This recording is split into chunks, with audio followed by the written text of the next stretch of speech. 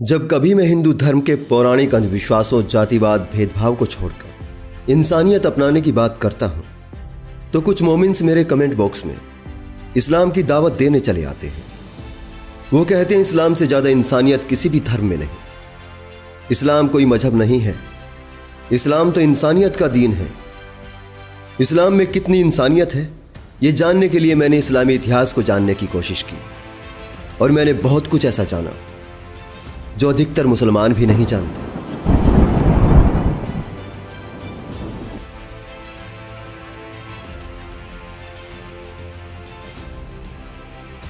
आज अपनी बात शुरू करने से पहले मैं एक बात साफ कर देना चाहता हूं। मेरा यह प्रयास किसी एक धर्म के लोगों को खुश करने के लिए या किसी दूसरे धर्म के लोगों को जलील करने के लिए नहीं है। हर धर्म की पहचान के पीछे एक इंसान छिपा रहता है। अगर उससे धर्म की पहचान हट जाए तो केवल इंसान बचता है। मेरा यह प्रयास उस इंसान के लिए है।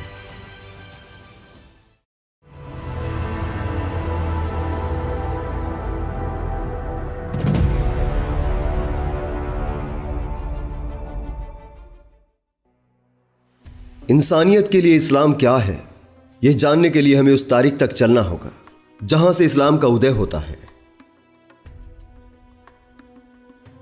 अरब देश का एक छोटा सा शहर मक्का उन दिनों व्यापार का केंद्र था और धार्मिक स्थान काबा की वजह से यह एक आदरणीय स्थान माना जाता था। काबा के इलाके में अलग अलग कबीलों की करीब 360 मूर्तियां थीं। काबा एक तरह का मंदिर था जिसकी देखरेख हाशिम लोग करते थे। ये सब न केवल मूर्ति पूजक थे बल्कि मूर्ति पूजा की हिफाजत भी करते थे। इसी जगह पर जन्म हुआ था इस्लाम और अरब साम्राज्य के संस्थापक अबू अल कासिम मोहम्मद का। वो अपने पिता की मृत्यु के बाद पैदा हुए थे। लेकिन इस्लाम की कहानी इनके जन्म के साथ शुरू नहीं होती। इस्लाम की कहानी तब से भी शुरू नहीं होती जब मोहम्मद ने 40 की उम्र में खुद के पैगंबर होने की घोषणा की थी, जिसमें उन्होंने कहा था कि वो अल्लाह के नबी हो गए हैं। अब सभी को उनका सम्मान करना होगा, उनकी हर बात को मानना होगा। जो उसकी बातों का अनुसरण करेगा उसे मरने के बाद ढेरों इनाम दिए जाएंगे और जो नहीं मानेगा उसे नर्क में कड़ी सजा दी जाएगी। लेकिन नबूवत के बहुत साल बाद तक मोहम्मद मक्का के लोगों को यह यकीन नहीं दिला पाए कि वो अल्लाह के रसूल हैं। मक्का के लोगों ने रसूल के आह्वान पर ज्यादा ध्यान नहीं दिया। वो केवल 70-80 लोगों को ही मुसलमान बना सके थे। जब मोहम्मद अपने पंथ का निर्माण कर रहे थे तब मक्का वासियों को मोहम्मद से ज्यादा दिक्कत नहीं थी। लेकिन जब मोहम्मद ने उनके देवी देवताओं का अपमान शुरू कर दिया तो ये मक्का के लोगों के बर्दाश्त के बाहर हो गया। तब मक्का के लोगों ने मोहम्मद और उसके अनुयायियों का बहिष्कार कर दिया। उन्होंने निर्णय लिया कि मोहम्मद और उसके अनुयायियों को ना तो कोई सामान बेचेंगे और ना ही इनसे कुछ खरीदेंगे। यह बहिष्कार मोहम्मद पर जुल्म था या कुछ और, इसका निर्णय हम अंत में करेंगे। बहरहाल मक्का वालों द्वारा मुसलमानों का यह बहिष्कार करीब 2 साल तक चला। इससे मुसलमानों के सामने बहुत बड़ी कठिनाई खड़ी हो गई। लेकिन तब तक मक्का वालों ने मुसलमानों को वहां से नहीं निकाला था। मोहम्मद ने ही मुसलमानों को मक्का छोड़ने के लिए कहा था। उन्होंने अपने साथियों को कहा कि अल्लाह ने मुझे आगाह किया है, यहां मेरे खिलाफ साजिश चल रही है। इसके बाद भी उनके लोग मक्का छोड़ने से इनकार करने लगे तो उन पर एक धमकी भरी आयत नाजिल की गई। निसंदेह वे लोग जिनके प्राण फरिश्ते निकालते हैं, जो कुफ्र के देश में रहते हैं, क्या उनके लिए अल्लाह की धरती कम पड़ गई है? वे लोग यहां से चले जाएं, वरना वे नर्क में जाएंगे, जो बहुत बुरी जगह है। इसके बाद भी कुछ लोग राजी नहीं हुए तो उन्हें लालच दिया गया, जिसके लिए एक और आयत उतारी गई। जिन लोगों ने अल्लाह के लिए हिजरत यानी प्रस्थान किया अत्याचार सहने के बाद, तो उन्हें संसार में अच्छा स्थान देंगे और परलोक में उनका इनाम बहुत बड़ा होगा अगर वे जानते हैं। और इसके बाद कुछ लोग उनके साथ चलने को राजी हो गए। जिस रात मोहम्मद अपने वफादार साथी अबू बकर के साथ मदीना गए थे, उसी को इस्लामिक तारीख की शुरुआत माना जाता है। लेकिन रसूल के साथ मदीना जाने वाले अनुयायियों के पास आय का कोई साधन नहीं था। कुछ दिनों में ही ये लोग गरीब होते चले गए। अब ये लोग मदीना के स्थानीय लोगों की भीख पर जिंदा थे। और क्योंकि जब वो मोहम्मद के साथ मदीना आए थे तब उन्होंने उन सबको सुंदर घर और इनाम देने का वादा किया था। अब मोहम्मद की इज्जत दांव पर लगी थी। लोगों का उस पर से भरोसा उठने लगा था। कुछ लोग मोहम्मद का खेमा छोड़कर जाने लगे थे। तब मोहम्मद ने एक आयत और उतारी वे इस्लाम को ना मानने वाले चाहते हैं कि तुम भी उनके जैसे बन जाओ, ताकि तुम में और उनमें कोई फर्क ना रहे। इसलिए उनमें से किसी को भी दोस्त ना बनाओ जब तक वे अल्लाह की राह में अपने घरों को छोड़ने के लिए तैयार ना हो जाए। यदि वे ईमान लाने से इनकार करें तो उन्हें जहां पाओ उठा लाओ और मार डालो, और उनमें से ना तो किसी से दोस्ती करो और ना ही किसी को अपना मददगार बनाओ। यह स्वाभाविक है जब कभी कोई इंसान अपने परिवार और दोस्तों से अलग होकर एक ऐसे गिरोह में शामिल होता है जहां हर एक व्यक्ति सम्मोहन की अवस्था में हो, तो उसका अपने नेता की प्रभुता पर सही या गलत सवाल उठाना मुश्किल होता है। उसे जो छोड़ेगा अल्लाह उसे सजा देगा जैसी धमकियां देने के बाद अब मोहम्मद को अपने गिरोह के लिए आजीविका का प्रबंध करना था। उसने अपने साथियों को मक्का का कारवां लूटने को कहा और उन्हें आयत थी, अल्लाह ने ईमान वालों को उन काफिरों से लड़ने की यानी जिहाद करने की इजाजत दी है, क्योंकि उन पर युद्ध फर्ज किया है। वे सताए गए थे सिर्फ इसलिए कि उन्होंने कहा कि अल्लाह हमारा परवरदिगार है। इस बीच मोहम्मद ने मुसलमानों को गैर मुसलमानों से लड़ने को उकसाने के लिए कई आयतें थी। ए रसूल, मुसलमानों को जिहाद के लिए तैयार करो, घबराओ मत, अल्लाह तुमसे वादा करता है यदि तुम्हारे साथ 20 भी होंगे तो 20 200 को मिटा देंगे, यदि तुम्हारी तादाद 100 होगी तो 1000 को मिटा देंगे। इन मोमिनों को समझाओ क्योंकि इनके पास समझ नहीं है।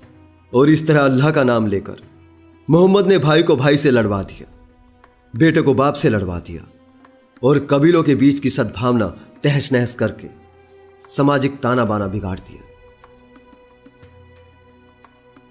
मोहम्मद ने कुरान की ऐसी बहुत सी आयतें दी हैं जो मुसलमानों को इस दुनिया में और मरने के बाद दूसरी दुनिया में पुरस्कार का लालच देकर निर्दोषों पर हमला कर लूट के लिए उकसाती हैं। जैसे सूरा 48 की 20वीं आयत, अल्लाह ने तुमसे बहुत सी गनीमतों का वादा किया है, अल्लाह ने यह माल तुम्हारे लिए भेजा है, तुम इस पर काबिज हो गए तो जितना चाहे लूट लो। मोहम्मद ने लूटपाट के बाद होने वाली आत्मग्लानि से बाहर निकालने के लिए कहा कि युद्ध में जो भी तुम्हारे कब्जे में आए उस पर मौज करो, वो सब जायज और अच्छा है। कुरान की सूरा 22 की 39वीं आयत, जिसमें अल्लाह जंग यानी जिहाद करने की इजाजत देता है, ये वही आयत है जिसे ओसामा बिन लादेन ने अमेरिका को धमकी भरे खत में सबसे ऊपर लिखा था। मोहम्मद के साथ मक्का से मदीना आए मुस्लिम मुट्ठी भर थे। हमलों को कामयाब बनाने के लिए मोहम्मद को मदीना के उन स्थानीय लोगों की भी जरूरत थी जो हाल ही में मुसलमान बने थे। ऐसे नए मुसलमानों को मोहम्मद अंसार यानी मददगार कहकर बुलाता था। हालांकि मदीना वालों ने इस्लाम इसलिए नहीं कबूल किया था कि वे मक्का से आने वाले कारवां पर हमला करें या लूटें। अल्लाह में विश्वास करना एक बात है और हमला करना, लूटपाट करना और लोगों की हत्याएं करना अलग बात है। मोहम्मद से पहले अरब के लोग धार्मिक जंग के आदी नहीं थे। आज भी ऐसे बहुत से मुसलमान हैं जो अल्लाह को मानते हैं, लेकिन धर्म के नाम पर दूसरों की हत्या करना या जंग करना ठीक नहीं मानते। ऐसे उदार अनुयायियों के दिमाग में कट्टरता भरने के लिए मोहम्मद ने अपने अल्लाह से हुक्म जारी करवाया, मुसलमानों, तुम पर जिहाद फर्ज किया गया है, यह तुम्हारी भलाई के लिए है। यह कोई अजूबा नहीं है कि तुम किसी चीज यानी जिहाद को नापसंद करो कि वो किसी के हक में बुरी है या वो तुम्हारे हक में भली है। अल्लाह तो जानता ही है, मगर तुम नहीं जानते हो। जल्दी ही पैगंबर के ये प्रयास कामयाब होने लगे। लूटपाट से मालामाल होने का लालच और कयामत के दिन के इनाम के वादे से आकर्षित होकर मदीना के मुसलमान मोहम्मद के लिए लूटपाट और डकैती के इस काम में जुड़ने लगे। आगे अली सीना लिखते हैं, मोहम्मद की फौज बढ़ी तो उसकी महत्वाकांक्षा भी हिलोरे मारने लगी और एक डकैत सुल्तान बनने के ख्वाब सजाने लगा। मोहम्मद ने अपने अनुयायियों को न केवल अल्लाह की राह का वास्ता देकर अपने लिए जंग लड़ने को तैयार किया, बल्कि उन्हें जंग में होने वाले खर्च देने के लिए भी तैयार कर लिया। और अल्लाह की राह में खर्च करो और अपने हाथ जान हलाकत में न डालो और नेकी करो, बेशक अल्लाह नेकी करने वालों को दोस्त रखता है। और इस तरह मदीना में आने के 10 साल के भीतर ही उन्होंने गैर मुस्लिमों पर घात लगाकर 74 हमले किए और इस्लाम एक बड़े गिरोह में तब्दील हो गया। और यह सब इसलिए भी हुआ क्योंकि वहां के अरबी मक्का वासियों की तुलना में बौद्धिक रूप से कमजोर थे। मोहम्मद को दूसरा फायदा यह मिला था कि यहां के लोग उसके अतीत और उसके चरित्र के बारे में बिल्कुल भी नहीं जानते थे। मोहम्मद ने अपने आदमियों को हमले में बंदी बनाई गई औरतों से बलात्कार करने की इजाजत दी थी। हालांकि औरतों को कैद करने के बाद मोमिन द्वंद्व में पड़ जाते थे। वे औरतों के साथ यौन संबंध भी बनाना चाहते थे, लेकिन उन्हें फिरौती के बदले छोड़ना भी चाहते थे। इसलिए वे नहीं चाहते थे कि औरतें गर्भवती हो जाएं। इसके लिए वो मोहम्मद के पास सलाह करने को गए।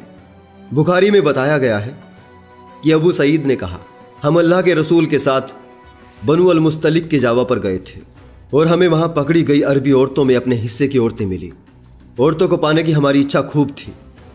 ऐसे में ब्रह्मचार्य का पालन करना हमें मुश्किल लगने लगा। तब हमें योनि के बाहर ही वीर्यपात करने का तरीका ठीक लगा। जब हमने इस तरीके से संभोग करने का इरादा किया तो हमने कहा, अल्लाह का रसूल हमारे बीच में है, तो हम उससे पूछे बिना इन औरतों से इस तरह का सहवास कैसे करें। तब हमने रसूल से इस बारे में पूछा तो उन्होंने कहा, बेहतर होगा कि तुम वो ना करो, क्योंकि कयामत के दिन तक तो जिसको आना है वो तो आएगा। यानी जो जी में आए वो करो, जिसे पैदा होना है वो पैदा होगा। यहां पर मोहम्मद ने जिहाद में पकड़ी गई औरतों के साथ दुष्कर्म करने से रोका नहीं, बल्कि उसके उलट वो कहा कि अल्लाह जब पैदा करना चाहता है तो तुम उसे रोक नहीं सकते।